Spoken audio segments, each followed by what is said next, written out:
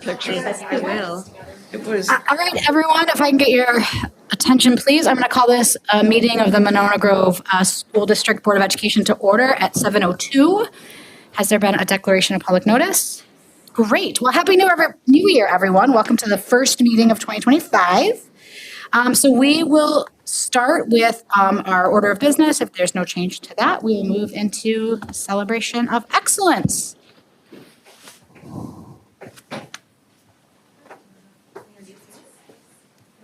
Yeah, Okay. take us away. Yeah, so we're excited to have the Winnequa Student and Family Organization with us today. And so we have asked them to come share a little bit about the amazing work that they do in collaboration with the staff and the other families at the school. So we wanted to have them have the opportunity to share. So welcome, and I know you brought some friends with you. Good. Yeah, they'll be coming up in a minute. Yay. Fortunately, the whole board was able to attend, so we're really That's great. about that. Welcome. Welcome. I have notes because it's 7 p.m. and usually I'm in my pajamas right now, so don't mind me. But we would really like to extend our heartfelt thanks to each of you for welcoming us and allowing us to be part of the celebration of excellence. We're really appreciative. Your support means the world to our organization. We are truly grateful for the opportunity to highlight the incredible work that we are doing and to enhance our educational experience for all the students at Winnequa. So we really appreciate this. Thank you. A couple of years ago, we rebranded as part of our ongoing commitment to inclusivity and belonging at Winnequa. So we were formerly known as the Monona PTO. We have rebranded to become the Winnequa School Family Organization. Monona PTO, kind of confusing. You don't really correlate that with Winnequa School. So that was part of the problem. Also, many of our students have family units that do not include parents. So we want to make sure that everybody's welcome. Everybody can come to our meetings. Everybody that's included at Winnequa is more than welcome to participate in any event that we have. Our principal, Angie Fossil, who's here today, attends all our meetings and does give updates on the school at every meeting. Her support for the WSFO is phenomenal. I'm telling you what, we are so grateful to you. Thank you for everything you do for us.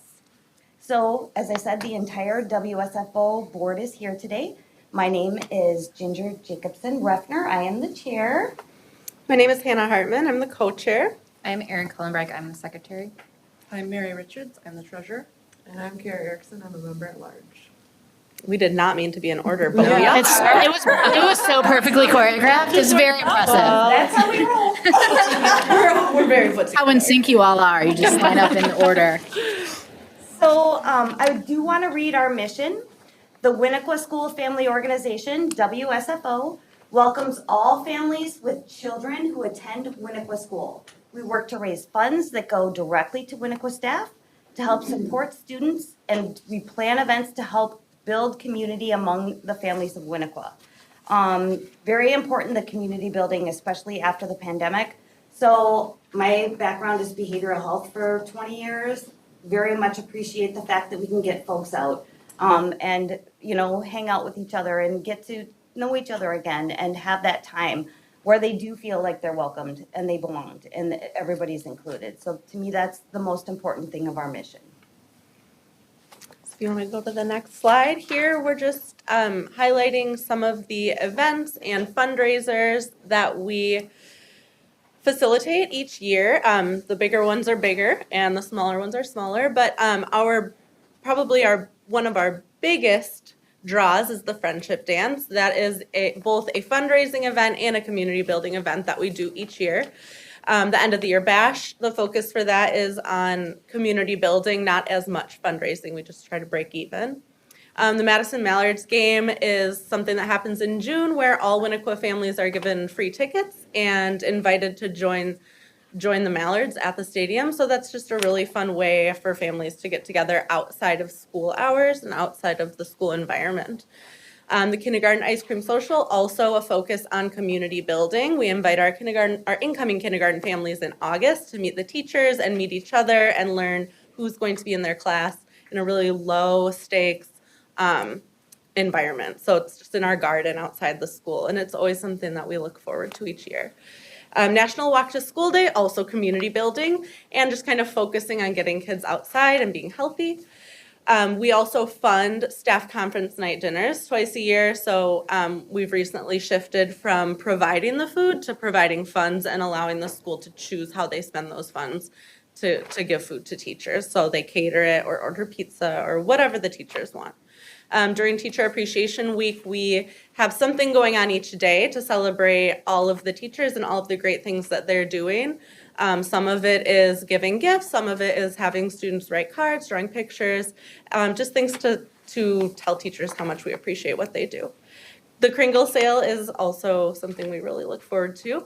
That's coming up. Very quickly, yes. We got to plan that. That is strictly fundraising. Already started. Strictly fundraising, and it's delicious. And it's a huge sale item. People It's love right it. before Easter, so folks buy these. Pringles are delicious. Yes. And And you they can freeze them. really Yeah. well. Oh, yes. So if keep you're an eye. interested, yes. Keep an eye on our Facebook page. Culver's Night we'll be doing in April. That's actually something we just started. This will be our third year doing Culver's Night, and it's been a huge fundraiser and also more community building than we expected. People love it. They love to see their teachers at Culver's and the staff and each other. So it's been a really fun event. And some of the teachers volunteer, which is really great. So Yes, they'll to come and deliver serve the food. food and all that. Yeah. So that's a big draw for families. It is. We have a Winnequa Spiritware store that's open year round, so people can order items to be delivered directly to them on a rolling basis. And the focus for that is really just representation. We don't make a lot of money on it because we want to keep costs low. So we make just a few dollars on the cost. And then Box Tops is kind of your go-to, right, for parent-teacher organizations around. Yeah, thank you, Hannah. So Hannah gave you a brief rundown of all of our events. I'm gonna break down National Walk to School Day a little bit more. This event happens in the beginning of the year. We tap into the nationwide holiday in October, so we're gonna have our own day that day, encouraging students and their families to walk to school. In addition to the walk to school, we also have a book exchange. We have a space where children can write notes or messages for their class.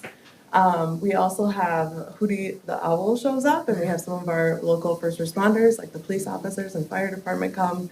And this year, we were fortunate enough to secure the UW Marching Band, which was a huge hit.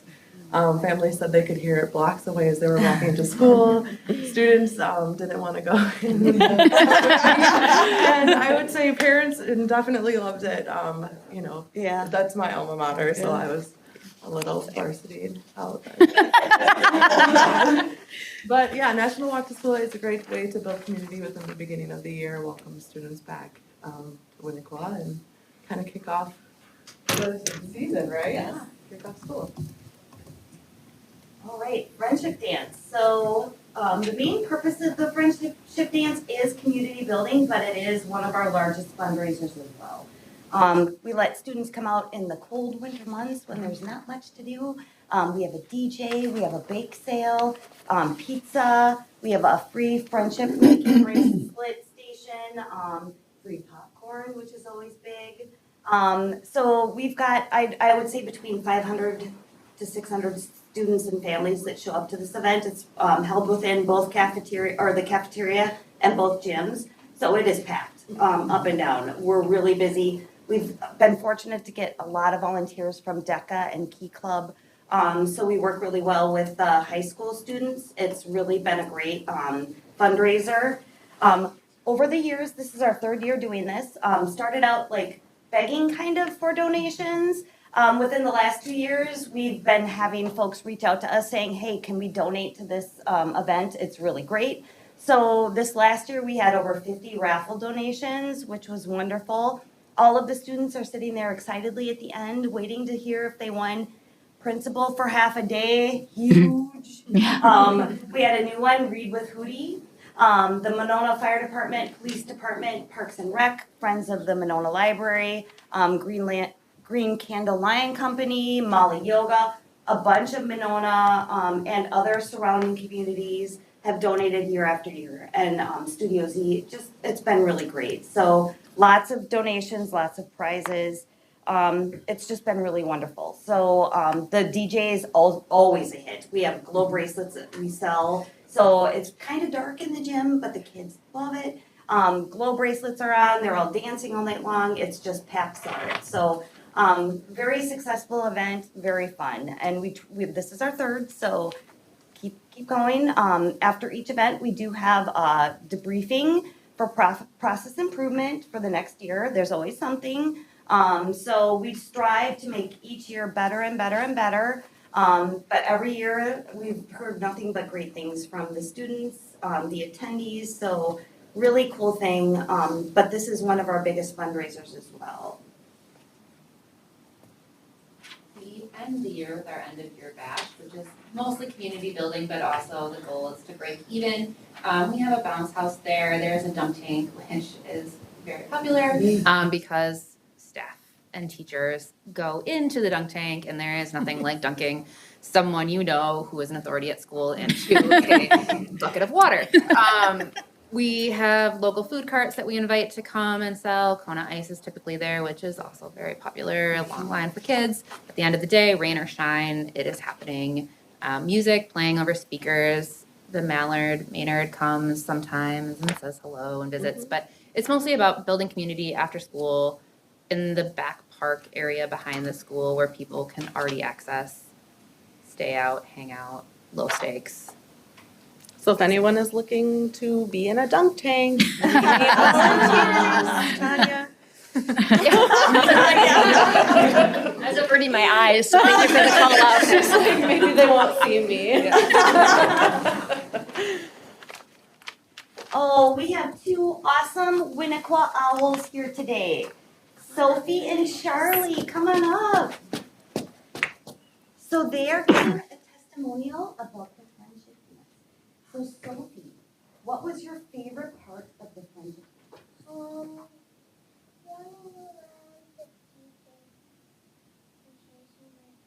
Oh, was the DJ really fun? Did you have glow bracelets now? Did you? Did you have some popcorn? Awesome. Thank you. Charlie. How many dances have you been to? How many friendship dances? 3. Oh my goodness, really? What do you look forward to every year at the friendship dance? Hanging out with your friends? Do you like to do friends? Yeah. Do you like to make friendship bracelets? Not so much. How about you, Sophie? Do you like to make friendship bracelets? Oh, see, we have a free station for that too. Do you like the popcorn? Well, last time I won it, Oh, wow.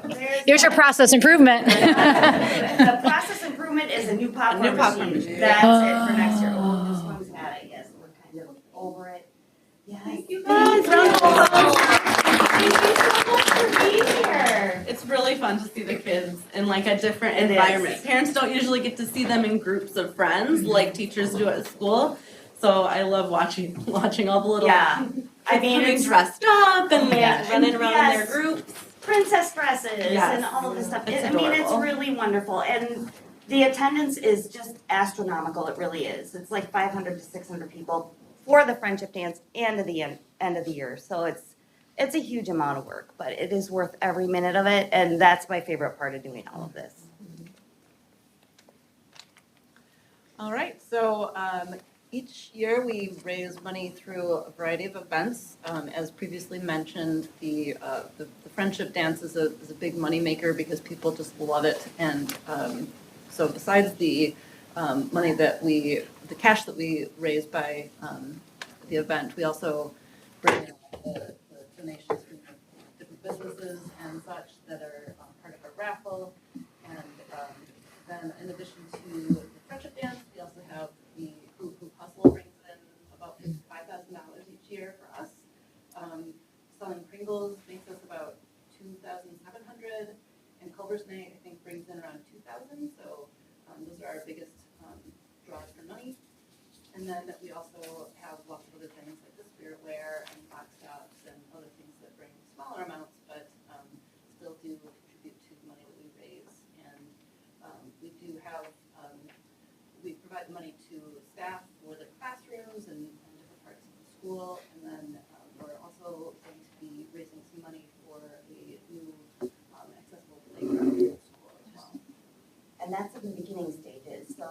The beginning of the year, I met with Angie and I'm like, do you have a focus for us this year? Is there something you'd like us to concentrate on? And she said, yes, we really would like to make the playground more ADA accessible, more inclusive. Everybody can enjoy it. And I said, perfect. So we cut down the allocations for our classrooms this year by half. We kept some of the others as they were last year because they really need like instruments to be repaired, things like that. So I consulted with Angie and she said, yes, let's do this, let's cut this. So that is our goal for the next coming years, is to make sure that we can try to fund this playground. I'm sure it's tons of money. They were in the beginning stages, so they didn't have the plans set out quite yet, but that is our goal. So that's part of our plan too, is just to set money aside each year for that. So that's great. Looking forward to that. Well, any questions for us? Yeah, Susan. One thing I wanted to mention is to thank you guys very much for all that you do. And because a lot of us had, no matter where you lived, you had a student that went through Winnequa School at some point in time. And the people there were so wonderful. Our kid had a science test one night and he was panic stricken because he didn't have his book. So I went over and I threw rocks up on the window. And who comes? The custodian, of course. Those guys are wonderful to us.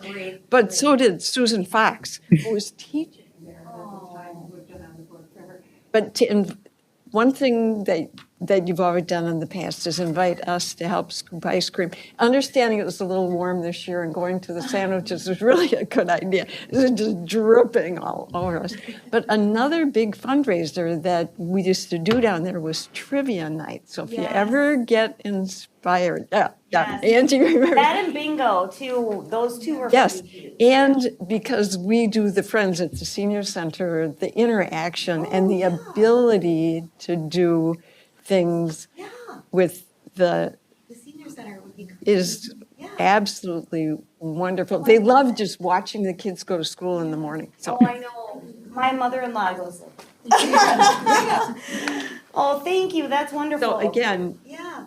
you've touched us everywhere. Thank you very much. Other questions or comments? Yeah, Philip. I just want to say thanks for all of the efforts that you put in. The events are truly impressive. Did you say that the Friendship Dance has only been on for 3 years? Yes. So we've been to all of them then, which I would not have guessed because the first year felt like an event that had been run for years. So really impressive, the Friendship and the end of the year bash and the Hoot Hoot Hustle and all that stuff. My daughter loves all of it. And so I just can't compliment you enough on how organized it is. And I know it probably feels like chaos, but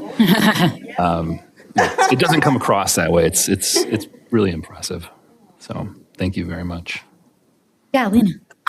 I just wanted to say I did not personally go to Winnequa, but all of my friends who did have always said to me that they loved the community that was there and how it was always such a fun time with everyone and the families felt really connected. So I can see that all your hard work is definitely paying off. I think we all have the same purpose, that we absolutely love the school, love the teachers, love the staff.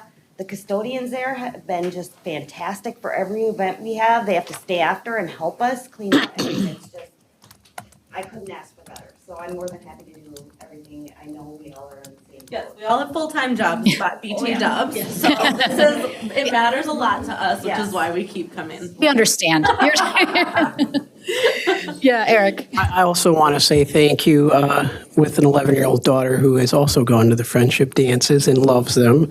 And we always do the Hoot Hoot Hustle too. So yes, so it's been really great not only to support the school, but we always see a bunch of people that we know in the community, which is really what makes it fun for us. So. Yeah, Rochelle. First of all, I had kids that went to Winnequa, and I was involved in all the things as well. And I have to say thank you so much for volunteering, because it's a big job, and it's not easy to find people who have and make space for what you're doing. And so bravo to you. It's important work.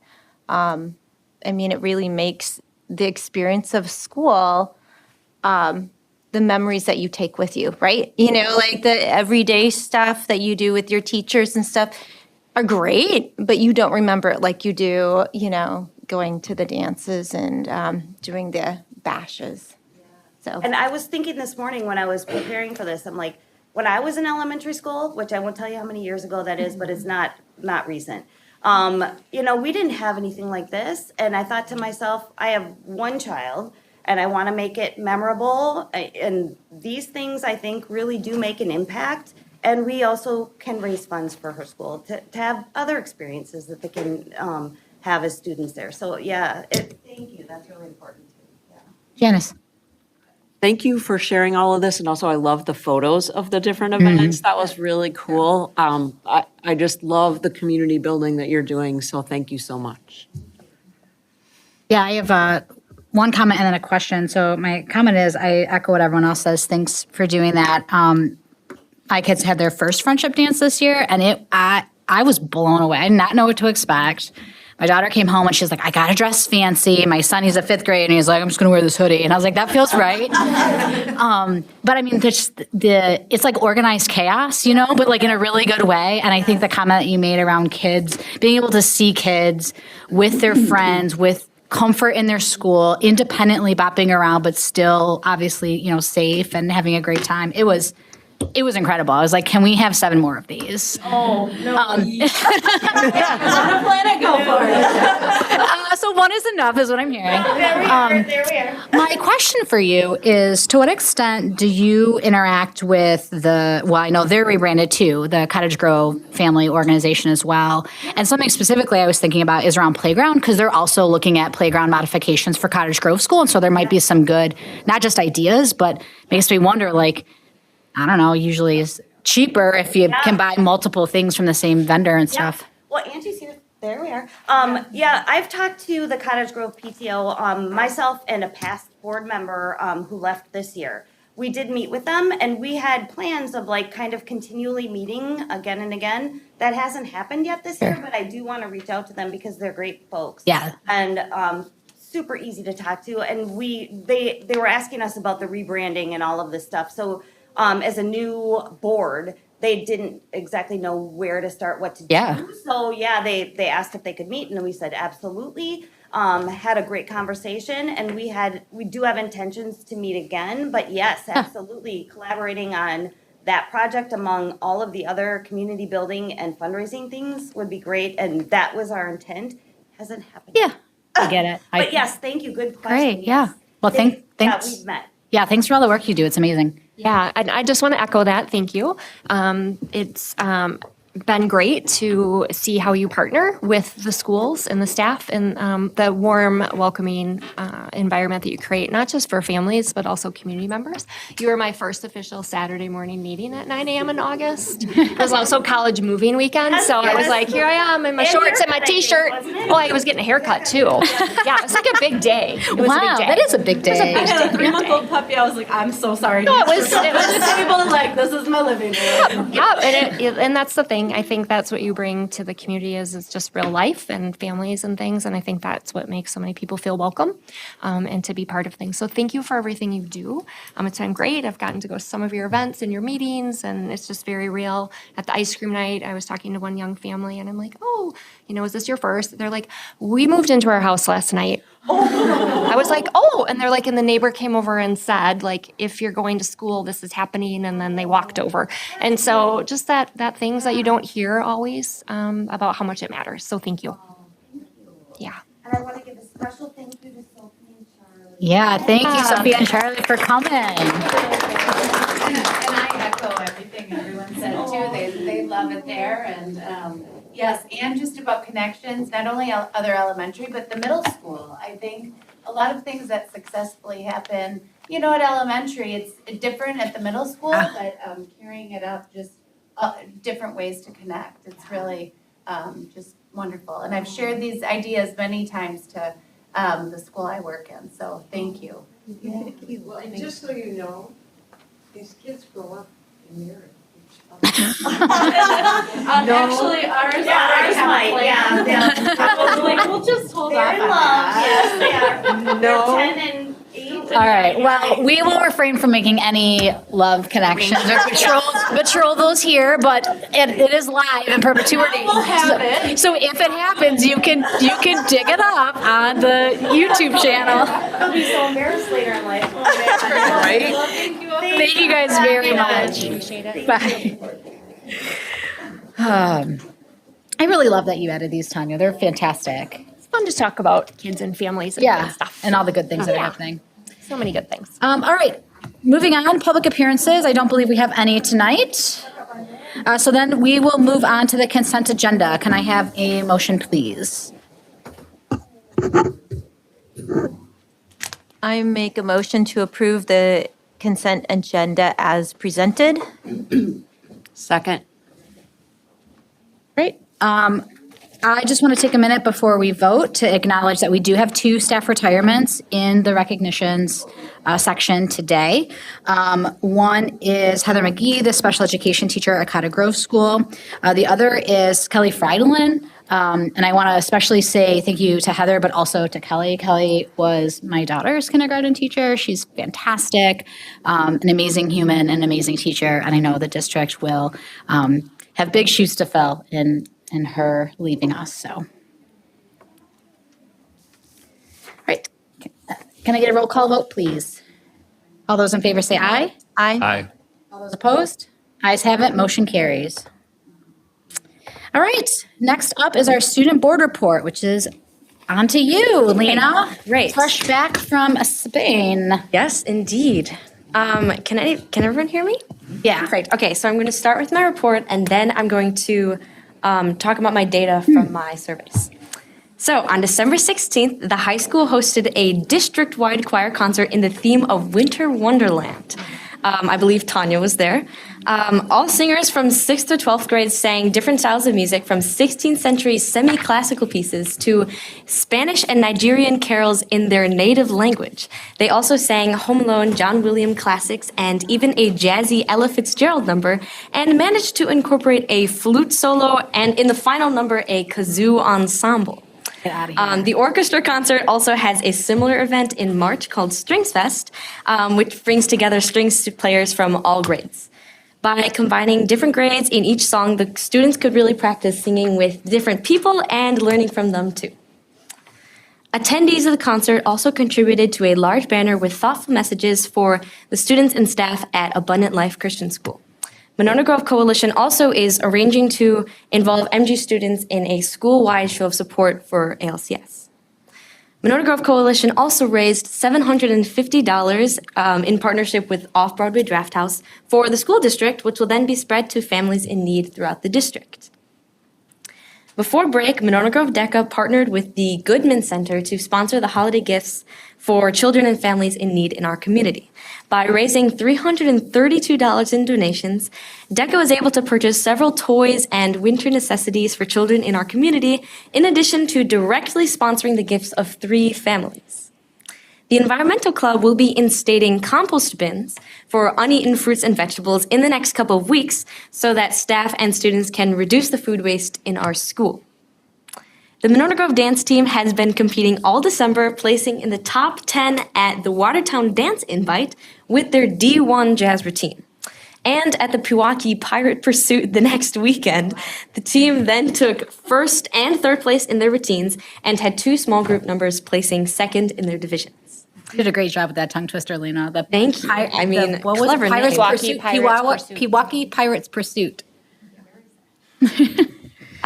Despite the break, many winter sports teams have still been playing, and in the first game back from break, the girls' basketball team defeated the DeForest Norskies by 9 points to kick off their games in the new year. And additionally, Monona Grove boys hockey took second place at the Culver's Cup in December, dominating in their first game against Marshfield 8-1, and finally falling to Madison Memorial in the championship game. But the team did finish strong, scoring 13 goals all weekend in the tournament. And so finally, like to talk about my survey results. So as you know, my first 2-question Thursday survey went out in November. I asked students about their personal ability to balance certain factors in their life and also their perception of the emphasis that Monona Grove has placed on mental health in school environment and hallways. To begin, please note that 200 students took the time to respond to the survey, which is relatively small to really draw conclusions from, but worth observing nonetheless. Excuse me. So, question 1 asks about schoolwork, extracurriculars, emotions in general, and personal life, and students could select from a scale of how well they're able to balance these. The purpose is to identify which categories students struggle with the most. Question 2 is pretty self-explanatory. To what extent do students feel mental health is prioritized in our school? The data is in pie chart form, as you see there. 30% did say no, but the remaining 2/3 responded positively. Now, if you scroll to the bar graph, this shows responses to question 1. And as you can see, there is a mostly positive response in balancing all 4 categories. If you draw your attention to the row underneath, that's the percentage of responders who responded no for the question 2, priority of mental health in school. And this increases from always to never across most of the categories, which supports the overarching theme that I see is that the better a student is able to balance certain elements in their life, the more that they perceive mental health to be prioritized in school environment and policy. This is pretty unsurprising, but the data backs it up well. So the students who responded not doing as well in balancing their life are the students who perceive the school priority on mental health less positively. I then asked students about the resources and support offered at school that they felt helped them the most in their well-being. And this was my second survey. Of 13 options, students very overwhelmingly identified teachers as being the most impactful in their well-being so far. Therapy dogs, teachers, school-based extracurriculars, and other staff were also very highly valued. So while this is a small volunteer sample, I do truly think that the observations are pretty representative of the way that students are feeling about their well-being at school. Thank you for listening. That's great, Lena, thank you. Questions or comments for Lena? Nice job with the survey. Thank you. That's great. I'm also glad that the teachers beat out the therapy dogs, so it's nice to see. I didn't know we had therapy dogs. They come in every once in a while, right? As They're an organized. clearly popular, Elizabeth. Well, I just like, Yeah, very So popular. when I was subbing last the year, concept of, or do we have them? they would be there, and I mean, I'm a sucker for dogs, so I would go pet them as well. I mean, So, yeah. I mean, but the teachers were rated higher than dogs is amazing because dogs are wonderful. One student did fill in an option for therapy cats, ? So maybe that's next on the docket. But Although I should not be surprised when I think about it, because a few years ago, we had to revise our therapy animal policy. So, other comments or questions? Yeah. Thank you for doing this. How did you roll out the survey? I mean, was it in the announcements and they had a week to do it, or? Well, I actually had a lot of help from Tish and Katie Burns-Kaiser and Emily Hayhurst, and we sent out a Google form to every single student in the school, which was a lot. But then for this last survey, I actually went on the announcements with Mr. McGrath, and he kind of introduced me a little bit, and I talked about it and encouraged students to respond. So yeah, it was pretty voluntary. Don't be too disappointed with your response because 200 is actually pretty good. Yeah. So I know it's probably not what you wanted to see, but in the in the whole realm of getting responses and percentages, that's a pretty good response. So you did a good job. I agree. Question. Yeah, go ahead, Janice. Another one, could it be part of advisory where people have the time to do it? That was my initial vision for this project, but I think there might be some administrative issues with doing that and detracting from the lesson plans for advisory, which is why I chose to do it this way instead. But maybe in the future that could be incorporated. Okay. And I can jump in on that. We had that conversation, and advisory is approximately twice a month, and one is ACP, and the other is around SEL and SJ lessons. So it's like so packed, and everybody wants to push everything in there, and so trying to protect that space a little bit. So just making sure that, because it goes right to the kids' inbox, and just making sure they understand that it, what it's for and how Lena's using it. And she's getting a master class and research, which is great. Yeah, that is true. Do you have a topic for your next survey yet? I have not decided, no. Excellent. Thank you for sharing. Yeah. All right. Next up is discussion item, the 2025 proposed WASB delegate assembly resolutions. And I believe, Philip, you are our rep this year, right? That is correct. So I will punt it to you for any commentary or explainer that you want to have.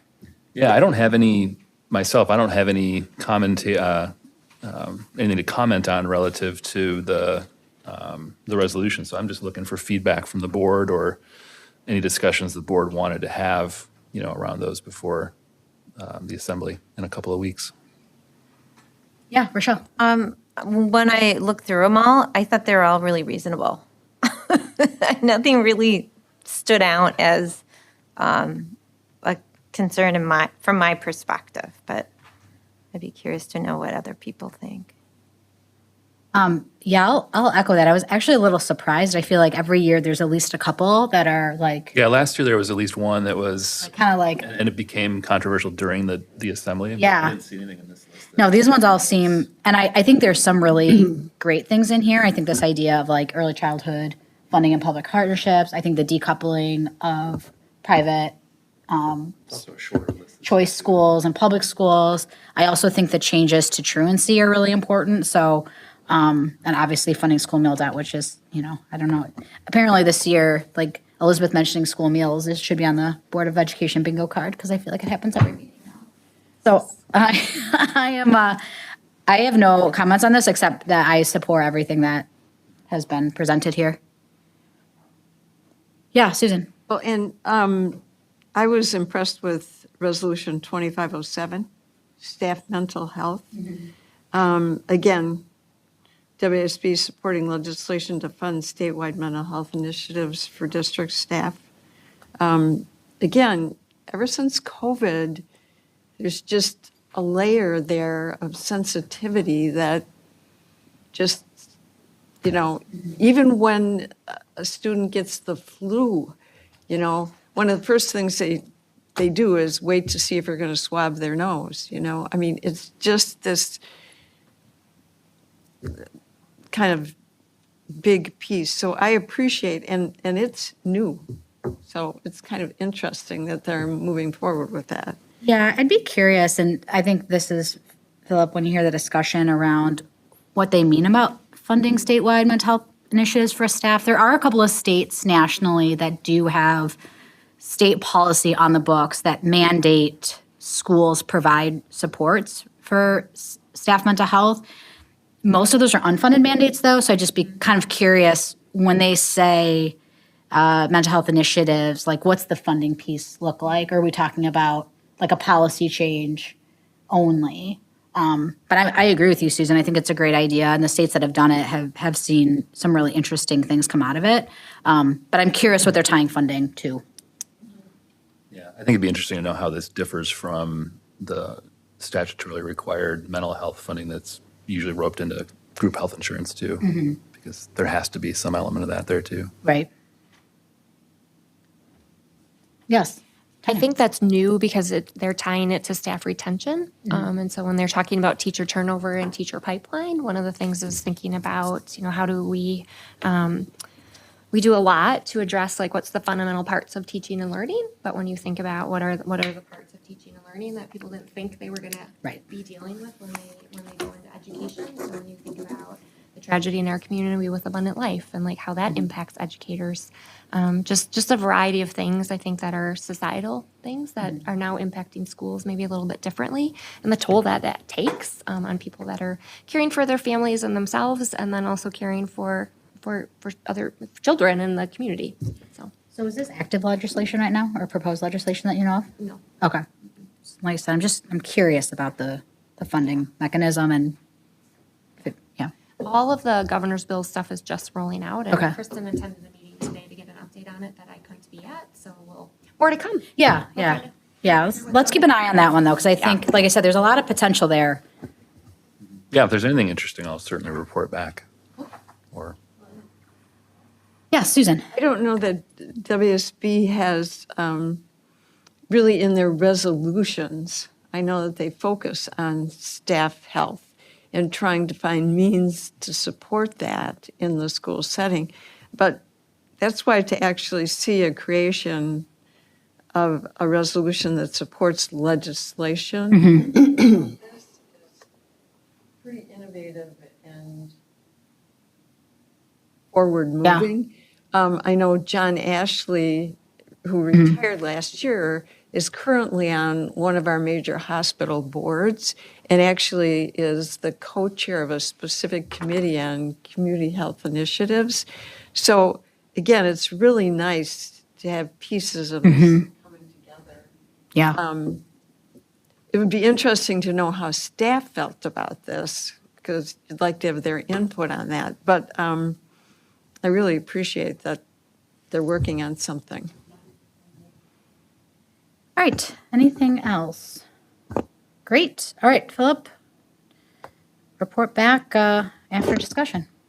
All right, well, we'll move on to action items. The first one is the resolution authorizing the issuance and establishing parameters for the sale of not to exceed $7 million in general obligation refunding bonds, which I assume that's a very Kristen agenda item, so I will just pass it over to you. Actually, Kristen and Kevin Mullen. Oh, that's from right, Kevin's here. here today. Nice to Do see you you. want to come up to the table? Nice to see you again, Kevin. We have three debt issues that we are recommending for refinancing tonight. Two of them have balloon payments due in the spring that we don't have funds to pay for, and one, there's a balloon payment coming up shortly that it was recommended that we refinance as well. Kevin has a presentation that I will open up.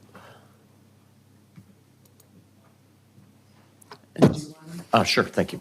Thanks, Kristen. Well, yes, I appreciate the opportunity to be here, and the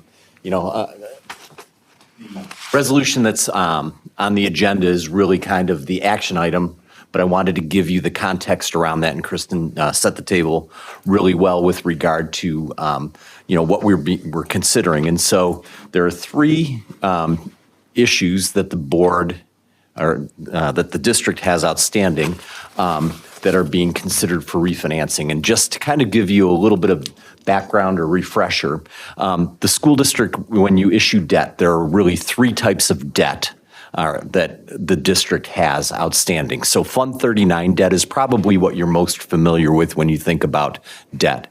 It's the debt for large capital projects that the school district has gone to referendum for, and you receive an exemption outside of the revenue limit to make that payment. So that's Fund 39 debt outside of the revenue limit. Then Fund 38 debt would be debt that is technically inside the revenue limit. And there are two different, kind of breeds of Fund 38 debt. There's energy efficiency debt, and that was issued for specific projects for energy efficiency purposes a number of years ago. And when you issued that debt, you received an actual exemption that goes on your revenue limit for that piece of debt. So even though it's technically Fund 38 and inside your revenue limit, you also have an exemption from the revenue limit for that piece of debt. So kind of looks and smells a lot like Fund 39 debt, but it's not. And then you have traditional Fund 38 debt, which is debt that's inside your revenue limit, similar to the piece of borrowing that we had done at the end of 2024. Those payments are inside your revenue limit, and that'll be important when we talk about options in a minute. These three pieces of debt are Fund 38 debt that are not energy exemption debt. They're inside your revenue limit, and they compete for other resources in the budget. So it's really important when we look at that in terms of the context. And as Kristen mentioned, these are the three pieces of debt. You have $1,615,000 that was issued in 2020 that is outstanding at an interest rate of 2%, but it's callable at maturity for one of 2025. So that's coming up quickly. Additionally, we have a $2.7 million note anticipation note that also has a payment that would be coming due in 2028. It's callable on May 1st of 2025. That could remain outstanding for, a longer period of time. It's outstanding at 5.16%, so we're considering that as part of this right now.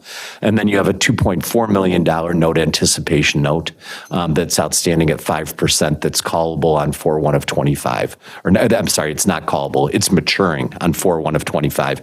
And that's kind of what's precipitating the need to move forward with this, because we don't want to, come out of your budget for $2.4 million. It was always intended that this would be put into place for a long-term financing. So turning the page, we've put together two scenarios to kind of give you some context to think about how to structure the repayment of this borrowing. So let me just take you through the spreadsheet real quickly. On the left side is the levy year, followed by the year due. So for example, in 2024, you built a budget for 2025 payments. The levy year is 2024, the year due is 2025. It shows the amount of interest and or principal that's coming due in 2024 and 25 on those three pieces of debt in the box in the middle. But then on the left-hand side, under existing Fund 38 debt service, non-energy efficiency debt, non-EEE debt. Those are your existing debt service payments that are scheduled to be coming out of your future budgets already. And so when we thought about this debt, we wanted to, consider it around those debt service payments. So that's what's already scheduled. In the middle are the current payments for the three loans that we're talking about. And then the box on the right that's got like kind of a pink header on it, the $6,750,000 borrowing, that would be the refunding bond that replaces those three notes in the center. And so the first scenario assumes, if you look under, there are three columns in that pink box. On the right side, it's there's a payment of $152,000 in the first year, $304 in the second, and then it levels off at $423, and then jumps a little bit to $596. That's just the payment on those three borrowings over that period of time. If you combine it with the existing debt service payments, and you go to the very far right-hand side, that's what the combined debt service would be in Fund 38 after this borrowing. And so the goal here, you'll see the box in the middle. We would get to a point in 2027 where at a level debt payment of $1,633,000, and then kind of top off there and stay there through 2034, and then it would drop after that. So it kind of brings us to what is, a plateau, and then keeps us there for a period of time and then drops. So that's one option. That option, total borrowing goes out for the full 20-year period of time for the combined borrowings. That estimated interest rate right now is 4.5%. That's a relatively conservative interest rate in the current marketplace. And the total interest cost on that is estimated to be $4,149,000. Does all of that make sense generally? Questions about scenario one at all? Great. Thanks. And then we'll talk about scenario two, and then you may have some, cost, some comparative questions. So scenario two, let's just jump right to the far right-hand column where they're combined, because that's really where the difference is. So, we get to $1,508,000 in 2026, and then you'll notice that we haven't paid any principal at that point in time from 26 until 2034. And so this payment on the right-hand side stays at $1,508,000 until the year 2034. And then the payments dropped to 822,000. So less impact in the early years, kind of the minimal impact in the early years, and then a little bit larger impact in the later years compared to the first option. So pros and cons, general big picture pros and cons. The first is, less interest costs because we're paying down more principal sooner. Kind of gets you to a threshold and then stays there for a number of years and then has a larger drop after 2034. Compared to the second option where it's kind of that minimal impact in the first, 8-ish years. And the plateau's it doesn't drop as much. The interest cost there is higher. However, because this is inside your revenue limit, this gives you the most flexibility with your budgets moving forward, especially in the next couple of years. If you feel like you have additional revenue that can be allocated to prepaying this loan, you could always, set it aside and pay it off sooner at the call date. So it gives you flexibility still to shorten that borrowing, but it doesn't lock you into that larger payment. While you're, just Absolutely. to interrupt you for a second, Not to at ask all. about call dates, because that becomes very important as we're thinking about kind of how we're going to borrow. Do you know, is it on here somewhere with the call It's not, but I will tell you that right now in the current marketplace, an 8-year call is generally where, the market doesn't charge you an interest rate premium for having that call date. So that's where most bonds are being sold with an 8-year call. Okay. Meaning that the loan an investor would require that loan to be outstanding for at least 8 years before it could be prepaid. That doesn't mean that you can't allocate funds sooner to pay it off and just set it into an escrow, but that's where it would first be called. Okay. And they would both be similar, 8-year calls for both. I mean, that's helpful, right? Because you're talking about the plateau of essentially at year 9 or 10. So that's a potential Great question. cost savings there. And the other is the interest cost on the second borrowing is slightly higher because most of the principal is in the back end of that borrowing. So, those are the two trade-offs between the two. I think, we'd just like a little bit of direction from the board or some direction from the board in terms of how we would proceed. Any other questions regarding that? Just want to make sure I'm understanding correct. I think I am, but the cost savings we're talking about, it's effectively $120,000 a year in those first Correct. larger years. Yep, that's correct. About right. Okay. Yes. Yep. Just want to make sure. Kevin, can you clarify on the scenario 2, if we were to prepay, that would reduce the overall interest? It would, eventually? yes, correct. Right. And so, if we were to prepay, it would really, you would knock down the amount that's outstanding. That gives out there. us the most flexibility in terms of our budget situation. Correct. And also allowing us to, if we have a better budget situation, to pay back Correct. and reduce that interest. In my mind, it gives you more control when you need it most in the next few years. Yeah. Do we also have the ability to renegotiate interest rates should the market change? Yes. And again, that would, the interest rate would be, quote unquote, locked in for that 8-year period of time. But if interest rates come down, even before that 8-year period of time, you could do, advance refunding. But really, once you get to the call date, if interest rates are lower, you could renegotiate the interest rate or refund the bonds and sell at a lower interest rate if that was the market. Yeah, Philip. Just want to clarify another thing I think I heard said, which was, at least with one of the existing pieces of debt, that the intention when that debt was taken out was to do this and kind of flip it into a longer term bond. Did I hear that correctly? Or I assume that for all three of these, that was the intention, that they were lining it up to eventually take it out as a long-term borrowing, because you wouldn't want, this big, balloon to come due in the middle That's what of I was trying to make sure school I was budget. characterizing Yep. correctly in my head, Yep. that we weren't initially planning to just pay these balloons off, and we can't because of our situation, versus this was probably the plan all along. This was the plan all along. Yes, correct. Other questions around? Yeah, Eric. Kristen, what is your recommendation, your preference between scenario 1 and scenario 2?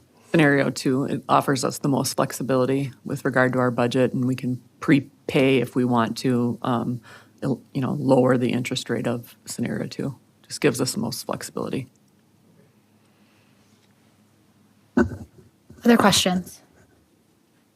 The interest rate, it's kind of interesting because it's kind of an average of what we're paying right now at the 4.55. That 2020 is like an anomaly because that's when interest rates were so low during the pandemic. Yeah, Janice.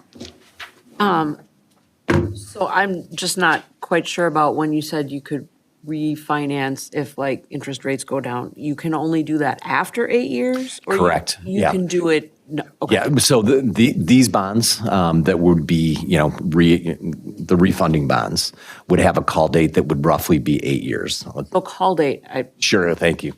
Call date means that once you get to that 8-year period of time, you send a notice to the existing bondholders that have this interest rate out at 4.5%.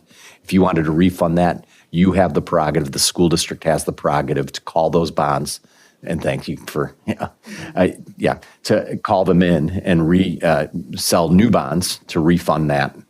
So that bond investor, she or he would not have the, they wouldn't have the Authority. yes, to say no. It's They your have to allow prerogative. you to either, Right. you can pay on it, pay more on it, or you can refinance. Your option to make that decision. But prior to that, it's either no or yes, but a penalty, right? Yeah, not a penalty. So they would have to stay outstanding for that period of time. It's possible to borrow money before that and put it into an escrow, and the escrow earns interest until the call date. That's referred to as an advance refunding. It's challenging right now under tax code because you can't use tax exempt money to do that. So interest rates really have to come down for that to be an effective way to do it. Great question, Janice. Thanks for asking And that. I appreciate you asking for the clarification. Eric. So we're looking at a difference between scenario 1 and scenario 2 of a total of about $593,000 or $600,000, correct? Correct, assuming that, you don't prepay. Right. I'm just as we're looking at it on As here. you're looking, absolutely true. Yeah. And that's over 20-year period. 20-year period, okay. Yep. And generally speaking, just to say this out loud, this is not about the district adding debt. This is about restructuring debt. Correct. Absolutely. You have more slides in here, so I don't. Yeah, well, no, and it was a great segue to, so one slide I wanted to include. This slide is a chart that shows the 20-year municipal market bond index, the MMD scale, for the highest rated AAA basket of bonds over a 30-year period of time. So it's, what would a 20-year borrowing for a AAA rated bond on average has looked like over the past 30 years. Just to give you some context in terms of where interest rates have gone and where we are right now. So, the takeaway here is that we're at a very average interest rate environment over that 30-year period of time, slightly, maybe even slightly below that.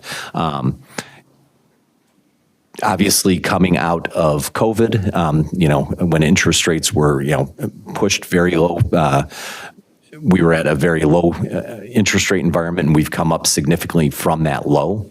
But just to give you context in terms of where interest rates are right now, and then that box on the top right-hand corner is just that call out for the last year, so you can see where interest rates have been over the last year period of time. And there's been some volatility in the interest rate market. Now that's kind of skewed because it's a smaller scale, but there has been some volatility, especially coming out of the election. But I think heading into the new year, we have a better sense of direction as to what the Fed is going to be doing over the next few months. So we do feel like interest rates are going to be in a pretty tight range here. And just a quick timetable in terms of what's required. Sorry, can I just ask a quick clarifying Absolutely. question about like the nature of the bond? Because you had referenced AAA bond, and I know that we've had some discussion around our credit rating relative to what we can get. And so can you speak a little bit about Sure. the probability that we'll get a AAA bond? Yeah, no. So there are very few AAA rated bonds in the state of Wisconsin. Your current rating is an S&P AA minus. Okay. It's likely that in this process, S&P, Standard & Poor's is the rating agency, that they'll look at, your current situation, and it's very likely that there'll be downward pressure on that rating.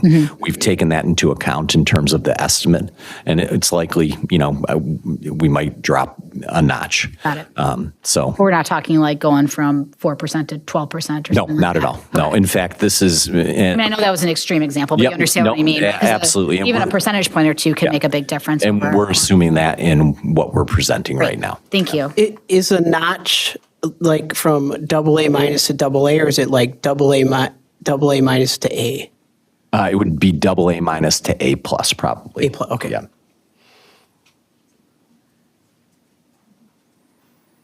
Thank you. Other questions before we stop interrupting Kevin so we can finish his I'm glad you please ask presentation. questions. Please ask questions. And so just to give you like a real broad sense of what this timeline looks like. So we're going to talk again a little bit in more detail about what the parameters resolution is that's being considered. So the parameters resolution is before you tonight. If you approve the parameters resolution, we would continue getting the offering circular pulled together for investors. That would go to the rating agency early in February. We'd have a rating call early in February, mid-February, and then we'd be in a position to sell the bonds in the market, probably towards the end of February, with the goal of closing ahead of that April call date when bonds need to be matured or need to be refinanced. So we're kind of working backwards from that to this date. So a little bit about the parameters resolution. It's a tool. So the parameters resolution is a resolution that gives the authority to issue bonds within the stated parameters that are described in the resolution. So it states an amount not to exceed, an interest rate not to exceed. That interest rate, I believe, is 5.25%. Costs not to exceed 3.5%. That includes potentially having bond insurance. So if in the current marketplace, if you were an A+ rated bond for a 20-year borrowing, we would consider bond insurance and paying an insurance policy. Many districts have used this tool.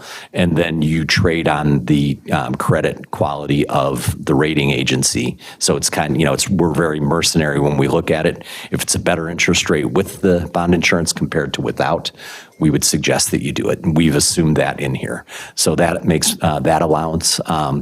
So that parameters resolution kind of gives you the broad framework, and then provides the authority for the Director of Business Services and the Board President, when the bonds are sold, as long as they're within those parameters and they're comfortable with it, they have the authority to sign off on the details and then report back to the board. The reason for that, it really is timing flexibility. Otherwise, we would have to wait until the next a scheduled board meeting that fits within this box, and that would be the day that we would sell those bonds. And so this gives you a lot more flexibility. Once the bonds are ready to be sold, if the market looks and feels good, we can enter the bond market at that point in time. And we've assumed that Baird would be the underwriter of the bonds. The parameters resolution with, was it the operational loan? Yes, correct. That's right. Yeah, we did. This is not new. Yeah, I feel like right. this is pretty standard, like a parameters resolution is pretty standard. Yes, Janice? What if something crazy happens with interest rates, like between now and when, like, this takes effect? Great question. So, we'd have a fair amount of conversation, Kristen and I. One thing is probably certain, at least two of these borrowings, we would want to restructure in some way. If we didn't like long-term bond interest rates, for whatever reason, we'd find another way to refinance it for a period of time that met the goals of not having to come out of pocket, in this current budget for that amount. But, hopefully that's not the case. Right. But that's a great question. Yeah. And to Janice, just to clarify to you, part of the reason why we approve the parameters is because if any part of these pieces of the parameters go above, so if interest rates really, let's say they spike and Yep. now they're at 6 or 7%, they can't do it. They have to come back to the full board. Correct. And discuss new parameters. Correct. Yeah. So that's kind of the buffer there. So if everything gets better, then you allow it. If things get worse, then it has to come back. Great point. Yeah. Or if it looks a lot different than what's being proposed here in any way. And so, yeah, then we'd be looking at probably a special board meeting anyway to find a path forward.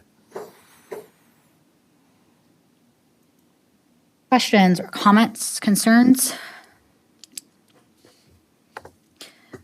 I have a procedural question around, right now, the recommended action is around, it's fine. I'm trying to look and make sure that it covers the entire, parameters resolution and not just the 7 million. So if we feel comfortable that motion is, It does. There's a parameters resolution attached. yep, that's the title of it? Okay. And the language, It says issuance, I was going to ask. Yeah. the issuance and establishing parameters. We are authorizing issuance if that meets the parameters. Correct. That's Yep. what Kevin Absolutely. was saying. So what we're saying is these are the parameters we're comfortable with, and if it falls within those parameters, right, then you're allowing basically the district and the board president to issue it. Got it. Okay. With support of Beard. Correct? Correct. Okay, perfect. And we would just need a clarification on scenario that the board would. Correction. Yes. Correct. Yep. Yeah, I just wanted to make sure our motion was sufficient for you. Yeah. Okay, great. So let's move to discussion around scenario 1V2. Does anyone have any thoughts that they want to share around those? Yes, Janice. Kristen said offers more flexibility, so that seems like the most prudent one to go with. Yeah, I would agree. I think that there's ample opportunity to mitigate the increased interest with option 2. So I'd be more concerned about it if we were really getting pinned down with that extra interest. But I think, sounds like there's plenty of interest left after we hit the call date to mitigate that. Kristen, your thoughts? And I'm getting option 2 because of the flexibility. Right, so option 2 is a lesser impact on our operational budget.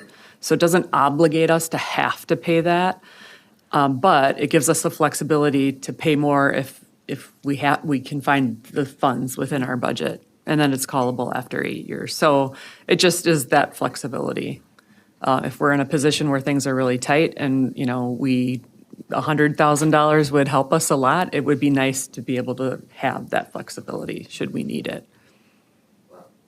And I think my thought as a board member is that I have great trust in Kristen, and she and Tanya have proven to us in many ways their identification of issues and some of the best ways to work through the issues, and they'd offered them to us, and maybe some of them are ones that we just struggled to implement. But I really feel most comfortable with following the thoughts of our assistant superintendent in this particular case.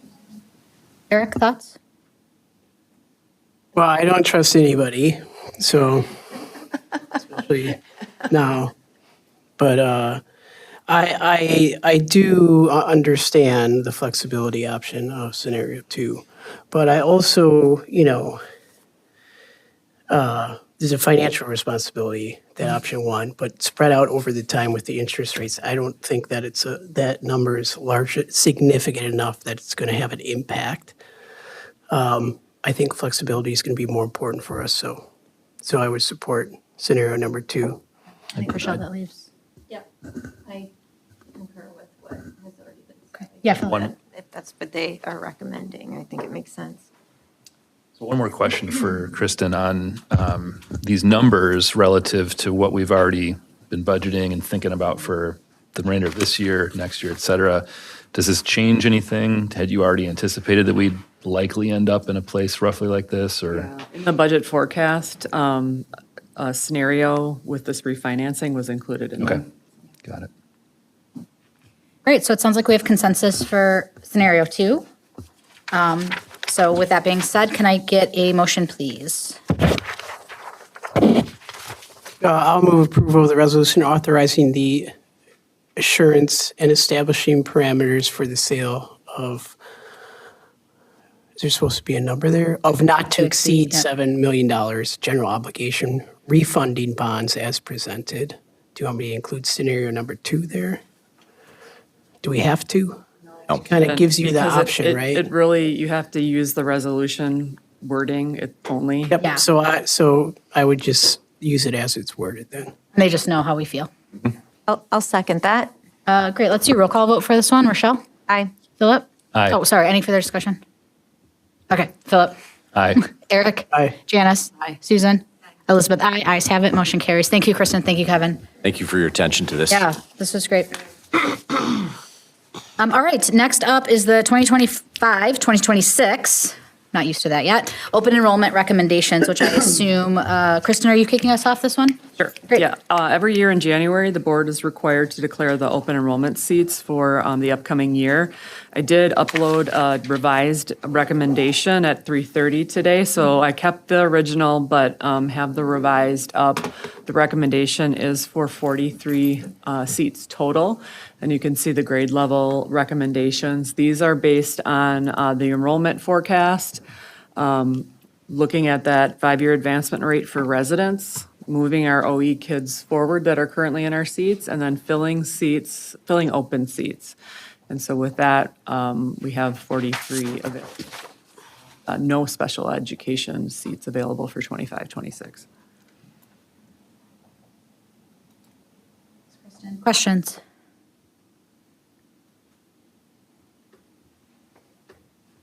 From a trend perspective, how does this compare to the previous? Do you know off the top of your head, or? It's actually pretty consistent, but we will, if we had the full 43 seats, we will still have a lower number of open enrollment in kids next year, and that's phasing in over the next 5 years to actually make sure we just fill seats and not create new classrooms.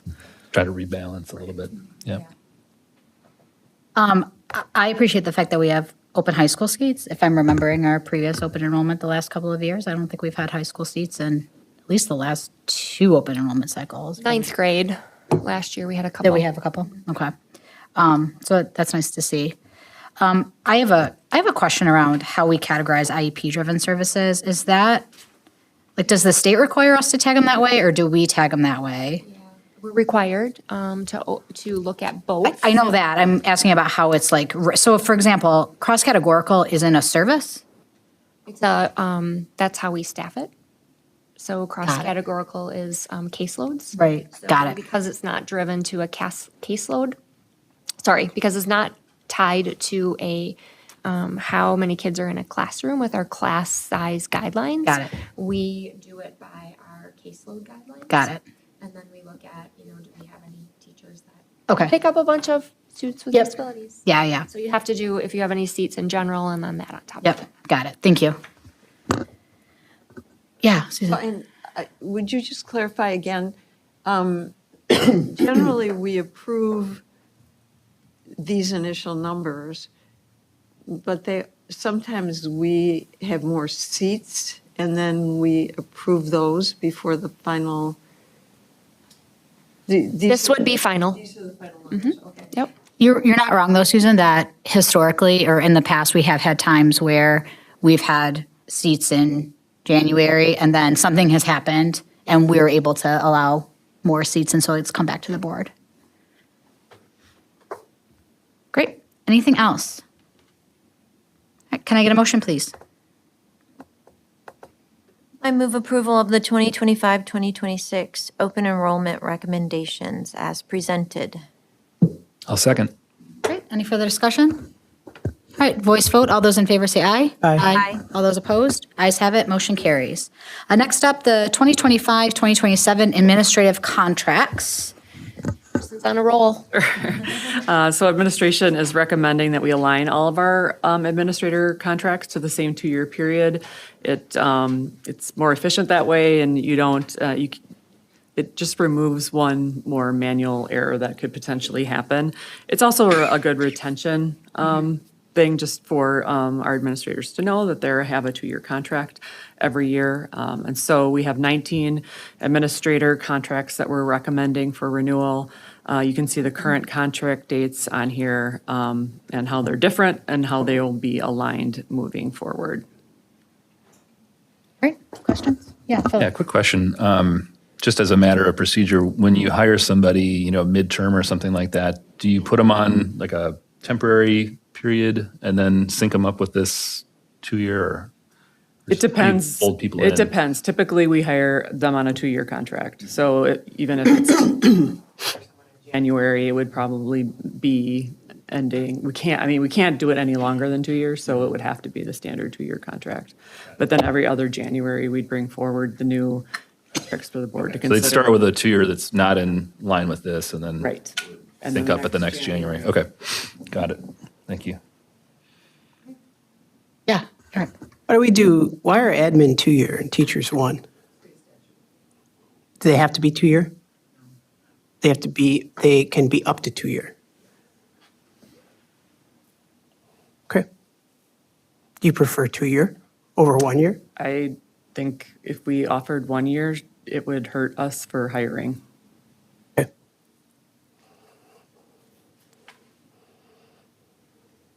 No questions? If we talk to the admin team about this, do they know this vote's coming today? Yes. Okay, great.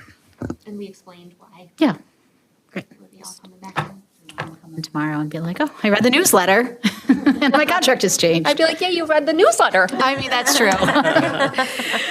All right, can I get a motion, please? I'll move to approve the 2025 to 7 administrative contracts as presented. I'll second that. Any further discussion? Okay, voice vote. All those in favor say aye. Aye. All those opposed? Ayes have it, motion carries. Next up, the revised 2026-2027 school calendar, which I believe ends Kristen's time and moves to you, Yes. Tanya. Thank you, Kristen. We are bringing back the 26-27 school calendar because one of our amazing administrative assistants said that is not when Labor Day is in September of 2026. So it's as late as it possibly can be. So you can see it is on Monday the 7th, and we can start school September 1st or the first day after Labor Day, whichever one comes first. So we needed to clean that up. So classes will start on September 1st. Then we will have the Labor Day on the normal Labor Day, which is September 7th, that everybody else declared it as.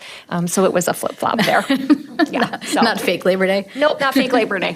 Nope. False Labor Day. False Labor Day, yes. So I'll move approval of the revised 2026-2027 school calendar as presented.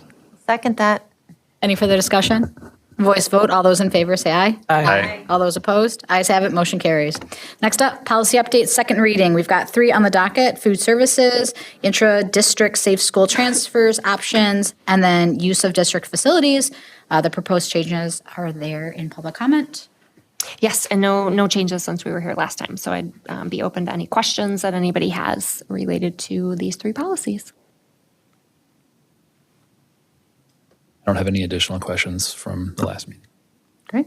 Can I get a motion, please? I move approval of the policy updates as presented. Second. Great. Any further discussion? All right, voice vote. All those in favor say aye. Aye. All those opposed? Ayes have it, motion carries. Thanks for going back and doing the fluid milk part of it. Yes, you are welcome. All right, next up, the ASA sale program. Yeah, so last month when we were here and we talked about continuous improvement and really looking at our school report cards and the different areas of opportunity we had from a teaching learning perspective. One of the things we talked about as a next step was digging in a little deeper to do some education with our teacher and administrative leadership teams about a continuous improvement process and using a facilitated organization to be able to do that, which allows a couple things. One, it's a proven track record of success with ways to look at how do you marry adult actions for student outcomes for around your hypothesis, or what are your biggest areas of opportunity.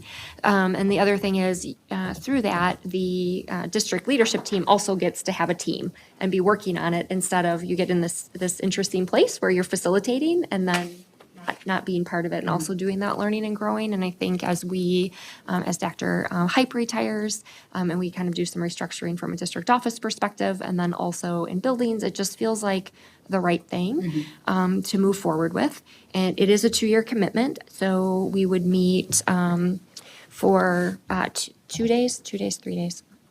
Two days in the summer, and then a day in the mid-year, and then in the spring, and then another do it again the next time. Yep, dates are all listed in there. We've got them all set. We are collaborating with 2 other local school districts and hosting it here, which is a cost saving. We don't have to have to pay anybody to travel, anything like that. So it would just be the summer, time for people who aren't on 12-month contracts. And moving forward, so looking for any questions that you may have about that process. Because we would recommend moving in that direction as a team. Susan? I have a couple of questions.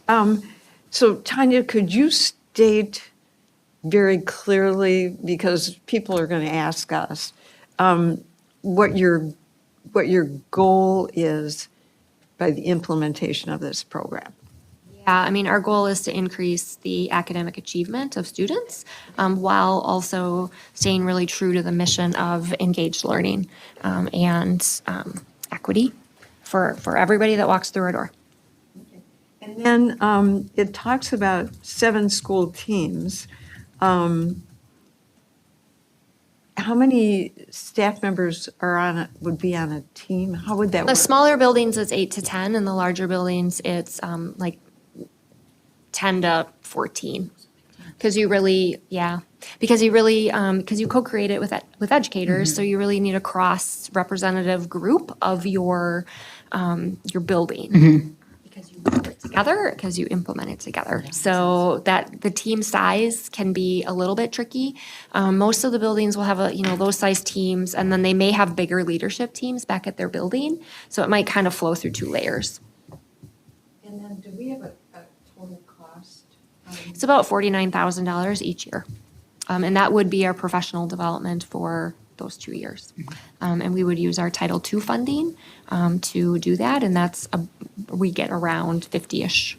So we have grant dollars to pay for it. For the whole thing? Almost.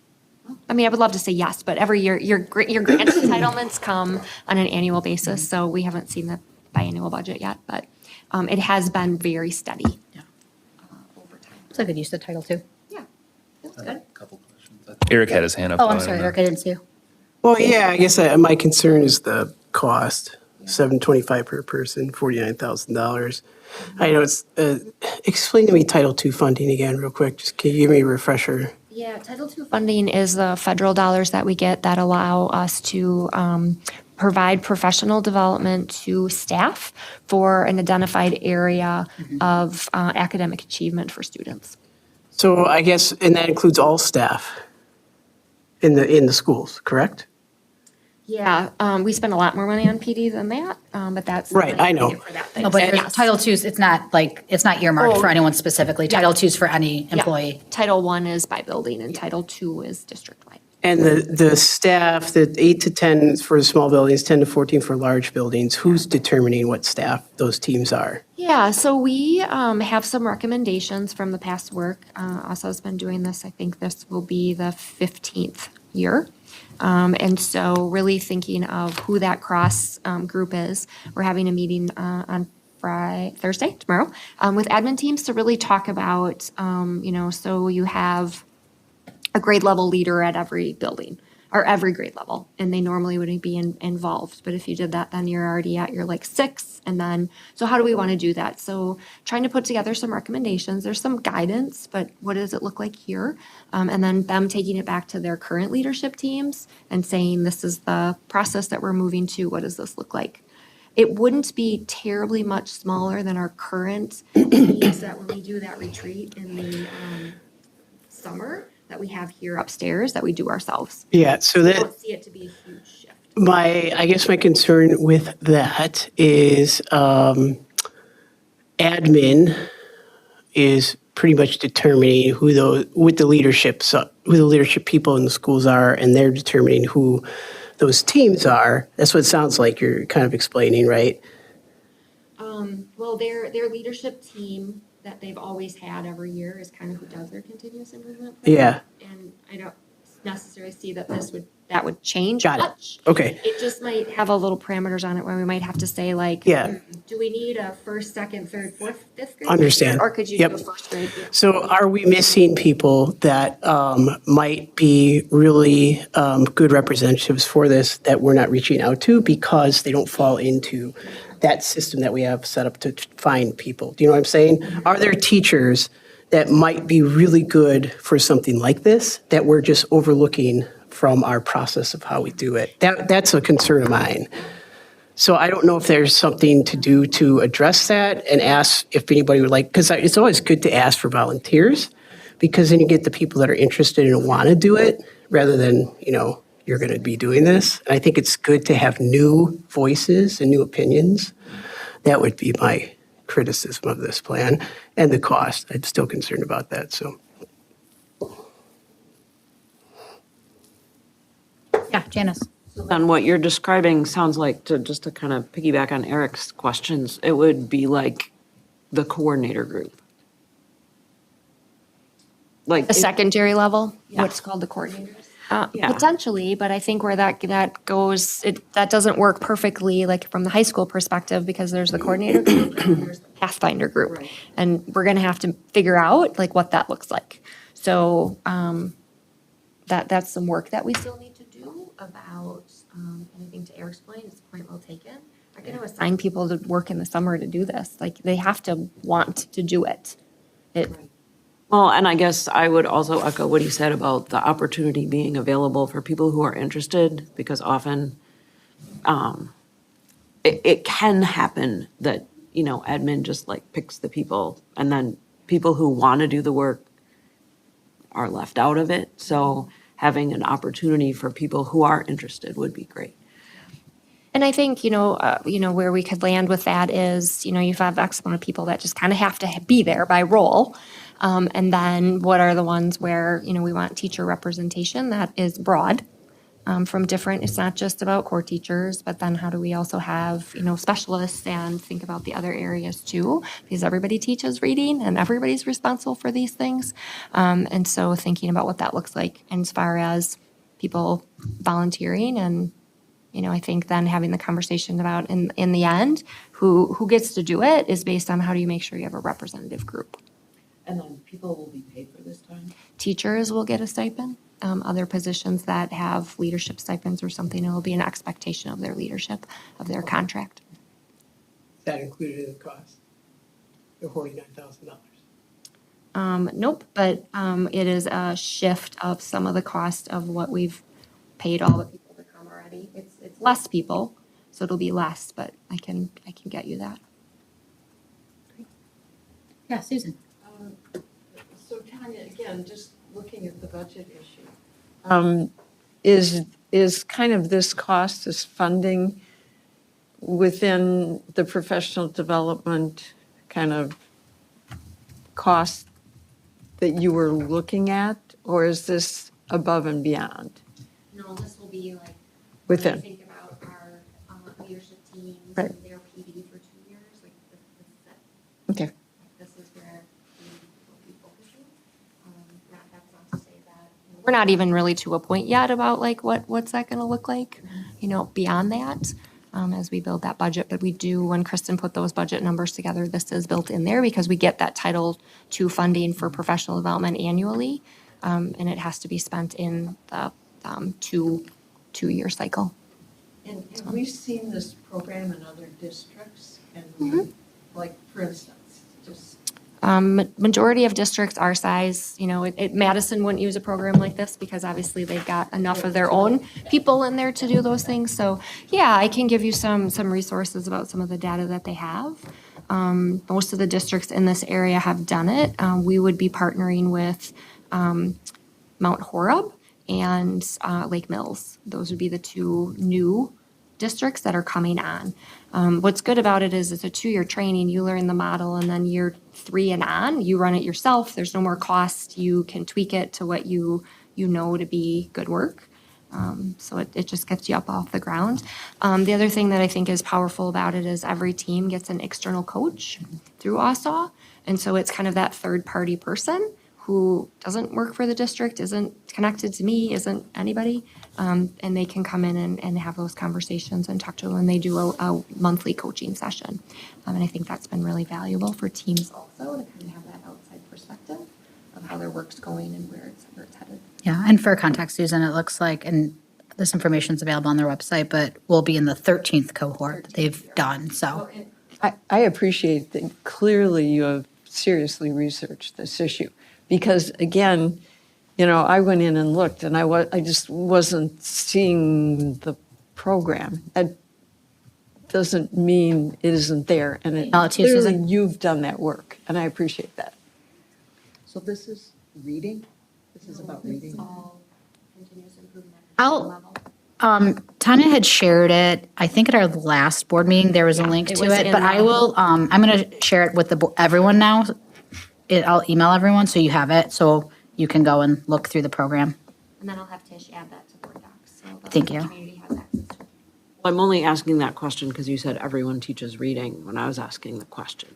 Oh, yeah, I mean, I think, it's really about, what areas of instruction, and it's not just reading, but it's rare that when you have reading and math scores that look like ours, that you wouldn't have reading and math as areas of opportunity that you're moving forward with. I just wanted to make a comment that I appreciate that this is something that would be district-wide, because I don't think really we have anything district-wide like this, do we, that kind of unifies all the different schools at different levels. This is how we approach this and how we have continued growth. Yeah, I think there has been. I think, it's been kind of what are the 4 strategic pillars and what are buildings going to do to further that. But I think as far as doing a deep dive on, what are our greatest celebrations? How do we make sure those stay solvent? What are our greatest area of opportunities? And what do we think is the root cause? And then how are we going to address it? And really the idea being around, it can't be about, well, kids need to do this and kids need to do that. It's really about, like, as grownups, what learning, what coming together, like what are we going to pay attention to and how are we going to do this? And, thinking about it again from the school year chunks up into, or the academic year, kind of these 100 days. And it's about how do we think this is our theory of action and we're going to work hard on this and we're going to monitor it and we're going to see what happens.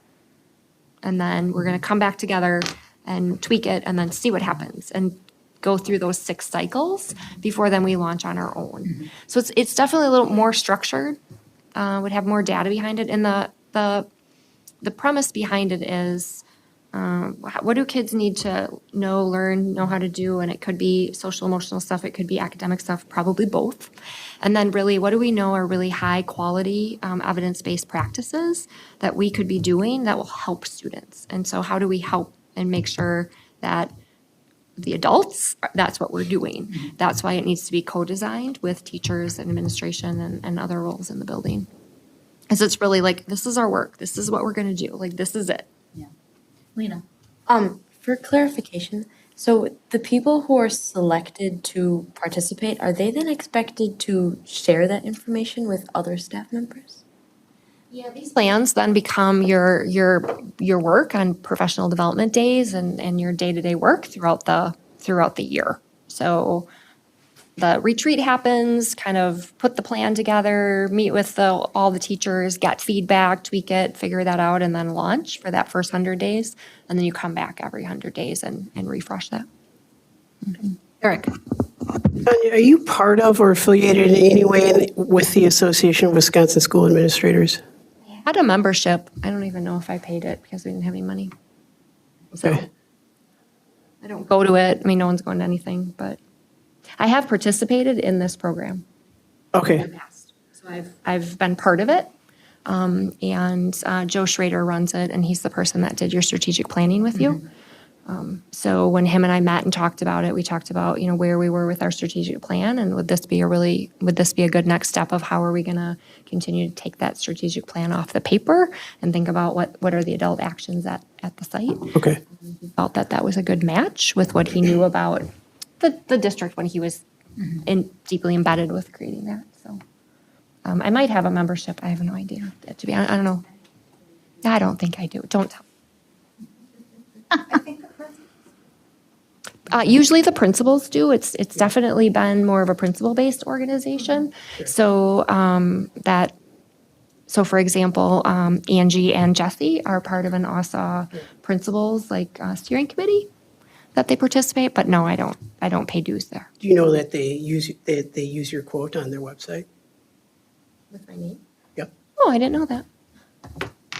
Okay.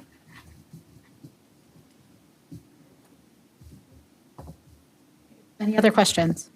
Yeah, I just had one. So with the, you mentioned that we would host with, I think, 2 other districts being involved. Is there cross collaboration at all with those 2 districts, or is it just we're providing the? Yeah, because everybody's going through the same process, but what I like about it is everybody's going through the same process, but you're with your staff looking at your students in your building and your data, and there's a lot of autonomy at the building level to say, this is what we think we need to do in this building for this group of kids with this group of educators. And so it's not district office or somebody else saying you're now all going to do this, because everybody's needs and everybody's staff and where they're at with what's the next thing they need to roll into is very different. And I think anytime you can bring a group of people together and take them through a process to figure out how are we going to celebrate and solve our strengths and our own opportunities, you're going to get so much of a different result. And I think that's probably what my quote's about, because that was probably the most powerful thing about all of it was. So you've had positive experiences with this in the past. He has a testimonial on that. I have a testimonial. Yeah. They did not pay me for that. Frankly, we paid them a lot of money to go through the process. My other question is, with the Title II funds, it sounds like that's a use it or lose it, if I understood that correctly. We get that and we either use it or we don't use it. And so I'm assuming we're using it today and we'd be redirecting it to this. What would we not be using it on that we're using it on So today? historically, it's been used for a little bit of PD here. And so you spend the same amount of money, and it's not very, it's hard to keep things kind of streamlined about here's the thing we're going to work on, and we're going to use this money to do that. It might be this administrative team's off doing this, and this small team might be doing this. And so this would be a commitment that for the next 2 years, this is what we're working on. I mean, we know there's other smaller things, but this would be district work of how do we align those arrows, but do it from a building level that's co-created, not from a different, so disjointed that everyone's doing their own thing, or so structured that people are told what to do, which is never a strategy unless it's a safety issue. This isn't replacing some other programs. Rochelle. Okay, I've got maybe a little bit of a weird question, but since we're hosting, they're not. I was going to say, or are the other schools renting the facilities, or so we're just offering those? The benefit for us to host is I don't have to pay anybody mileage. Right. So normally they host in the Dells, and it's 2 nights, and then there could be hotels or the back and forth. So the benefit for us is our extra cost is really paying the people that are on teacher contracts that don't have any extra pay for leadership, paying them the rate to come. Yeah. So that's a savings. Susan. Would it be possible, and again, I don't have a thought about making anything contingent on this thought, but it's a 2-year program, and it would be really helpful for us, I think, because many of us are not familiar with this program, to get just feedback in the superintendent's report, maybe this time next year after it's been in place for a year. I can do you one better than that. So, yeah, so this will become a report out on the teaching and learning scorecard where what the district's, district team's goals are. And our goals are really around how are we growing our leaders, our principals, and then the building's goals are really around how are they growing their staff. And so that would become a write-up the 3 times a year about what are the goals, and it really, not going to get into the nitty-gritty, but kind of like these are the main areas, and like did we deliver? Was everyone able to deliver on what they said they were going to deliver on? And then where were the pivots? Because again, anytime you do a plan like that, it's a hypothesis. Like we believe that this is the right thing to do to address this, but we're closely monitoring it, and then we might have to pivot. That would be I appreciate that being a part of the beginning, so that we know what our expectations are. Other questions or comments? I think it's great. I think coordinated PD with everybody to get moving on making sure that our curriculum and instruction is like consistent, done with fidelity, monitored regularly is a good thing. So I'm excited for this. I make a motion to approve. Is there any motion we need? Yeah, so you can just move approval of the SAIL Academy agreement as presented. I move approval of the SAIL Academy agreement as presented. I'll second. Request roll call. Roll call vote. Rochelle? Aye. Philip? Aye. Eric? No. Janice? Susan? Elizabeth, aye. Ayes have it, motion carries. Next up are board committees, informational items. We have 2, finance and operations, and then TLE. I know that Peter is not able to be here today, but he did provide a report, and I know that he had asked Philip and Rochelle to provide kind of any updates you wanted to around how your first F&O committee went. Yeah, I can speak to it, and Rochelle, feel free to correct me or jump in if you want to. But I think it was a great meeting. We, for at least a couple hours. And mostly it was, we discussed the charge for the committee and spent a lot of time talking about the KPIs that we want to start tracking for the district and trying to decide, what kinds of things are going to be important to look at and reasonable to look at where we, can actually make it meaningful and things like that. But I thought it was a great meeting. Our volunteer members from the community and the staff were great contributors, and it was excellent to have them there. And I think we're all looking forward to the next meeting and moving the ball forward and starting to make demonstrable progress on where we're headed. I know that Peter was interested in any feedback on the KPIs. If you haven't had a chance to look at them, they're on page 2 of the attached report. We could answer questions too about the committee. If any of them are not clear or what our intentions are around those. I have a clarifying question, only because I just don't want to make an assumption. When we talk about teacher compensation metrics, I know what we've been talking a lot about with MGEA, with district leadership, kind of amongst ourselves, is this idea of we know that we need to look at the pay schedule and make some pretty significant adjustments there.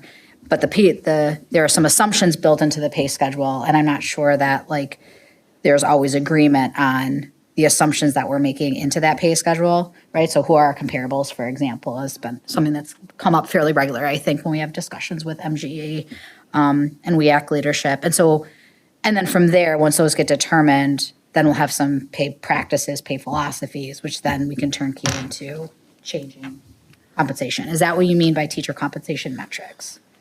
Well, I don't think we got very deep. I can touch on that. So when we think about teacher compensation metrics, yes, what are our benchmarks? Yep. Who are we trying to stay in line with? Yep. Yeah, who are we competing with, essentially? Yep, exactly. And then we also need to get some feedback from a board perspective of what is the percentile in which you want to kind of lay down the marker? That is what we're trying to hit. Right. So do we want to be in this top 75th quartile for our pay? I think when in some of our categories, we're in the 50th, some of it we're higher. It's like we don't really have, this is every year where the business office is trying to get with the budget that we can pay our employees. Okay. And so our idea is like you start with the teachers, kind of come up with the percentile, like which quartile you want to be in, and then you do those annual updates to see, are we there? And that's how you stay competitive. Yeah. I would just add really quick too. Some of these, would be annual KPIs. Some would be monthly. Some would be quarterly. So it just depends on the KPI too. Yeah. We're not going to necessarily look at like the compensation metrics. Not going to be a monthly, thing that we're visiting. Yeah, I just wanted to clarify that, which.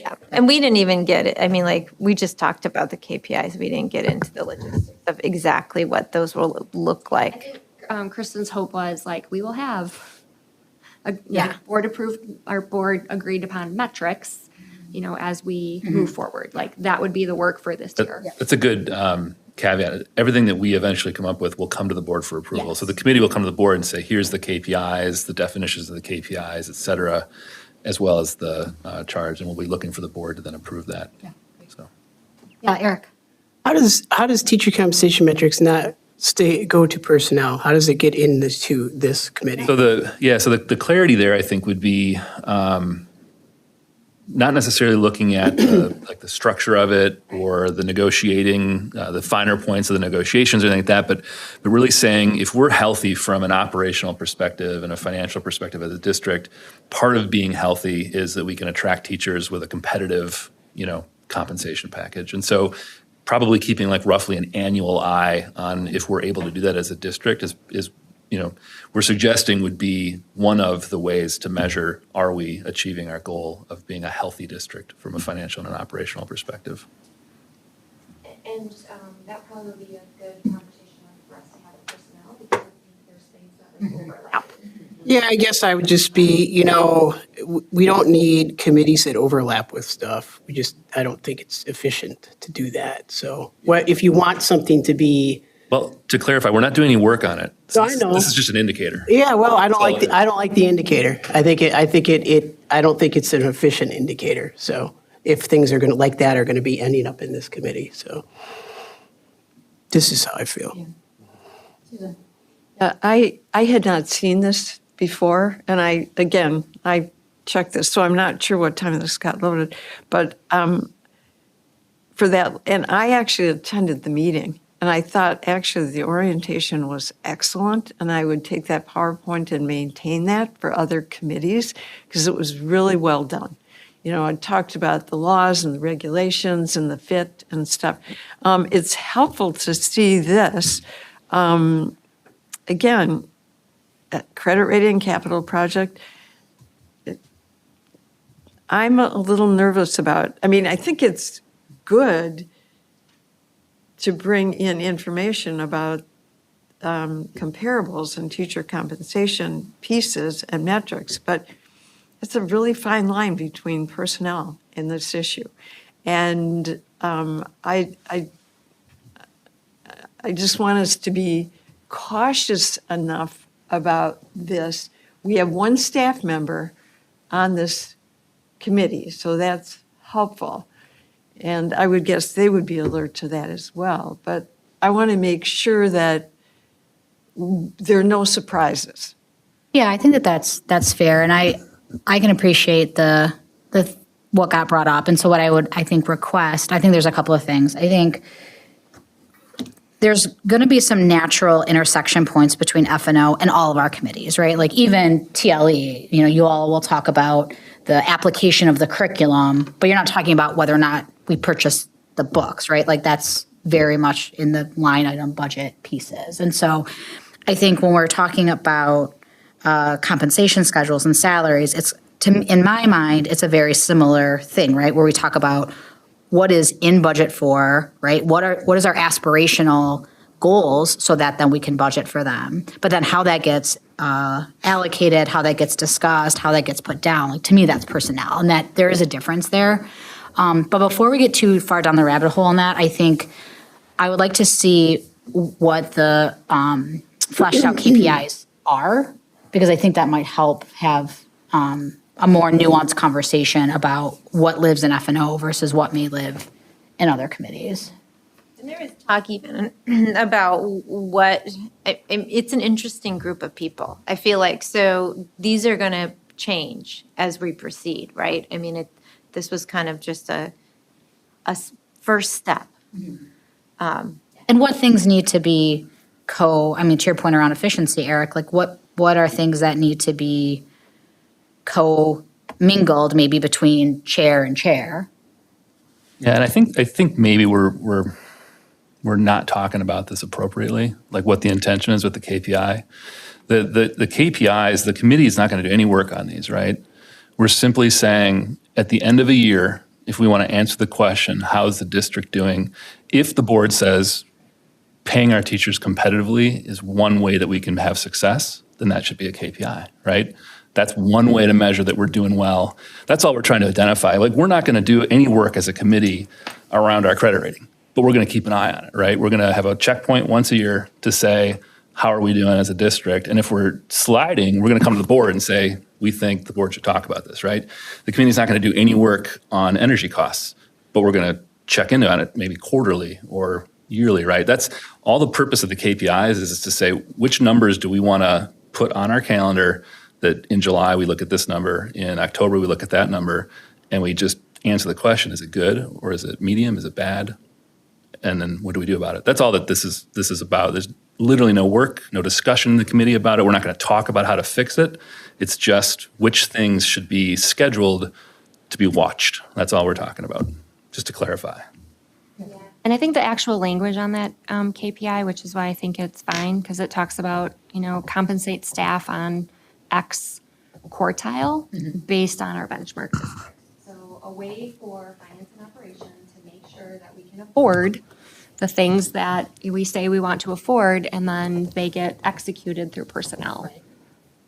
So if we have a goal, like we want to compensate our staff at the 75th quartile and above, like they should be monitoring it, because that's the group that's got to figure out is the first That's flush on at the the budget. budget as we're moving forward, so. Most of these get executed outside the committee, is the Yeah, reality. they're not committee work, they're just committee keeping track of Committee's them. the oversight, not the. Yeah, Susan. I totally agree that in finance, again, to monitor it, look at the data, but the thought about and then implement it in personnel, that. But I don't think that. That's not, Yeah, no,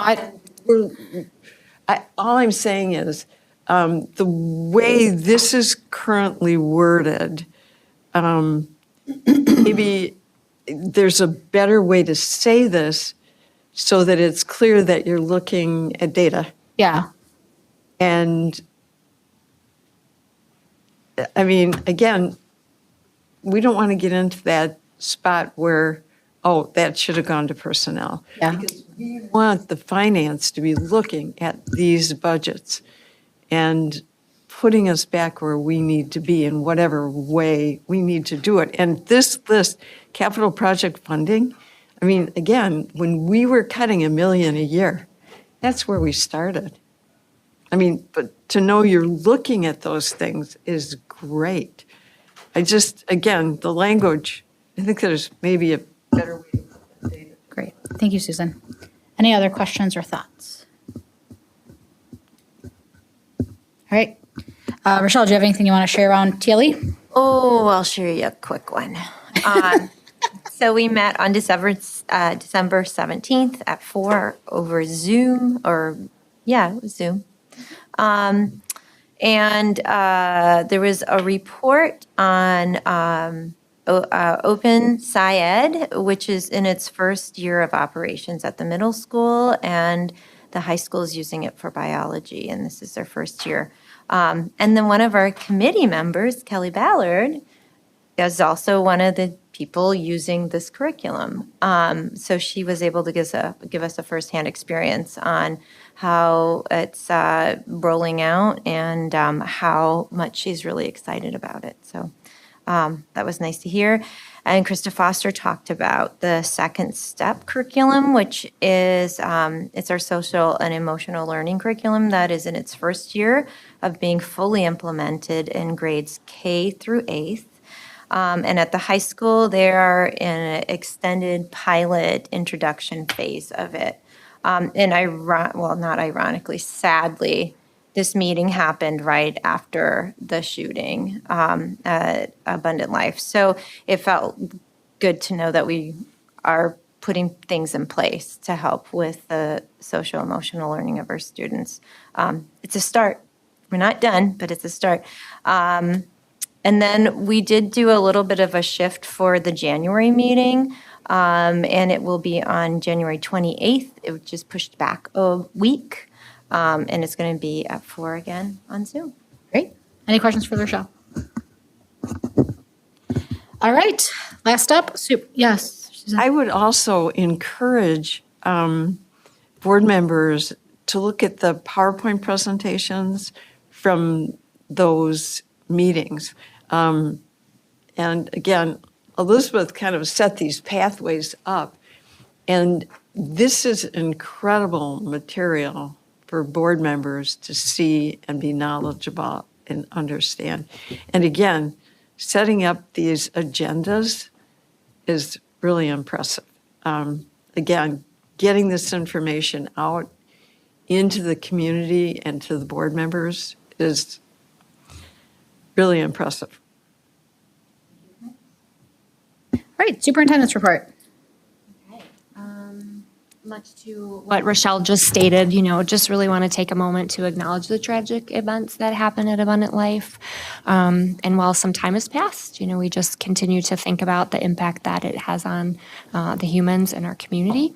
And just want to thank all the staff and the families and the students and our first responders for their swift action and cooperation during that difficult time. You never want to, it's information that you don't want to have to ever use, but boy, you do want to know what that response looks like. And so just very grateful for that in our community, and just the commitment of people's safety and care just underscores the strength of the community. And so as we move into a new year, Asher was here, talked about school safety here, and we continue to revisit those. There's been lots of questions by teachers and families, kind of asking more things, and that's appropriate and it's necessary, and we continue to engage in those conversations as we think about how are we a really safe and healthy community, while also how are we very preventative, and we have reactive plans in place if we need them. So just want to acknowledge that. Couple other things. We have a school board election coming up, and we have 5 candidates. So anytime you have double of the seats plus 1, you have to have a primary. So Susan Manning, incumbent, Peter Sobel, incumbent, 3 new people to the scene. Stephanie Lehman has put her papers in, Burrell Coffey, and Kylie K. Dunsey. So Rochelle and Tish will be working on getting everything organized for a primary that will be held on February 18th. And then lastly, I just want to acknowledge Jill Bertera is an administrative assistant at Glacial Drumlin School. She will be retiring on March 11th, 2025. And she has been here for 23, I think, years. And she's retired on that specific day because that's the day she started. Oh my gosh. Because I was like, what's with the March 11th? She's like, that was the day I started. That was my hire date. I love So that. just want to acknowledge, we only put certified staff and administrators in the retirements, but just want to acknowledge her years of service, community member, employee, just very deeply steeped in all things. So just want to acknowledge her efforts and her years of service. So. And I would just like to say, if having worked in her building, It is her like building. if you need things, just go to Jill and she will help you with whatever it is that you need. So she's going to definitely be missed. I have to totally agree with that. Again, you're a board member walking into a building and your kids aren't in there anymore. And, she just makes you feel good. And welcome. All right, well, future meeting dates are in there. Please note the change to TLE, which Rochelle had referenced earlier. I will let everyone know if there'll be a closed session on our February 12th meeting. We do, then we'll start at 6. Move we adjourn. I second that. Great, roll call vote. All those in favor say aye. Aye. All those opposed, ayes have it. Meeting is adjourned at exactly 9:00 PM, Tish. Well, part of it was well.